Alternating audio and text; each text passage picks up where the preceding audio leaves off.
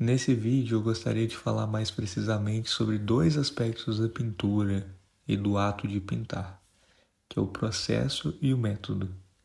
Enquanto eu pintava, eu fiquei pensando por que determinados artistas se destacaram tanto ou conseguiram pintar com tamanha maestria em determinado estilo, ou até mesmo fundaram um estilo, né? Um estilo que fosse reconhecidamente seu, como Caravaggio, o próprio Van Gogh, Da Vinci, entre muitos outros. Um desses que eu gosto muito é o próprio Cézanne. E eu fiquei pensando nessa questão. Eu acredito que chegar a esses resultados tenha muito a ver com método. Esses grandes artistas, eles conseguiram imprimir uma pessoalidade nas suas obras e de um modo que elas fossem reconhecidamente suas, né?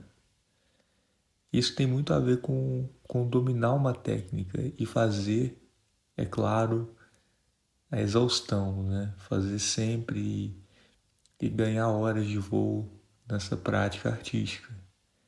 Nenhum desses artistas, eles acertaram, fizeram uma obra-prima logo de primeira. Inclusive existe um estudo que diz que para que dominemos uma técnica, qual que seja, a gente precisa de algo como 10.000 horas de trabalho. E essas 10.000 horas são bastante custosas. Enfim, aí eu tô pintando uma imagem de motivação mais religiosa, com uma técnica de camadas. E eu tô usando aí o Liquin, que é uma resina alquídica que eu sempre uso. E o óleo é uma técnica muito versátil que possibilita muitos efeitos. Você pode fazer uma camada mais espessa, mais fina, mas sobre o processo eu gostaria de dizer que é importantíssimo que gostemos do processo e que conheçamos o processo também. Muitas vezes ficamos fixados a uma técnica, a um jeito de fazer, mas a gente não conhece exatamente como aquilo foi feito. Por exemplo, na época da Renascença, os desenhos eram feitos de outra maneira. As escolas, as guildas eram de outra forma, os materiais também são bastante diferentes dos encontrados em lojas comuns nos dias de hoje. Então é importante se ater a essas diferenças, porque como seria possível pintar numa tela de imprimação a gesso como se fosse numa tela de linho com imprimação a óleo? Não é muito possível. O pincel desliza de uma outra maneira, o aspecto final da pintura é outro.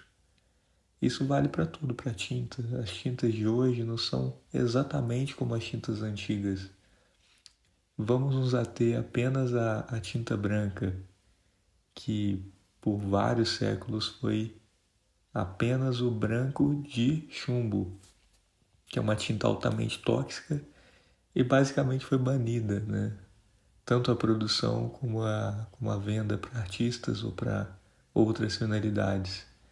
E com o branco de zinco e o branco de titânio, principalmente o branco de titânio que é mais usado, ele é mais opaco, a gente não consegue fazer exatamente o mesmo efeito do branco de chumbo. Isso significa aparentemente uma perda pequena, mas se formos comparar com todos os materiais usados na antiguidade, é muito difícil replicar as técnicas antigas com materiais mais modernos. E sempre vai ser uma adaptação, porque os tempos foram outros, mas apesar disso tudo, existem muitos bons artistas contemporâneos que usam do óleo e de outras técnicas mistas e produzem arte de altíssima qualidade. Todos os períodos históricos produziram bons artistas e bons pintores. E dizer que hoje não se pinta tão bem quanto antes é uma inverdade, na minha opinião. Nunca se produziu tanta boa pintura como agora. Nunca houve tanto pintor como hoje. E isso é muito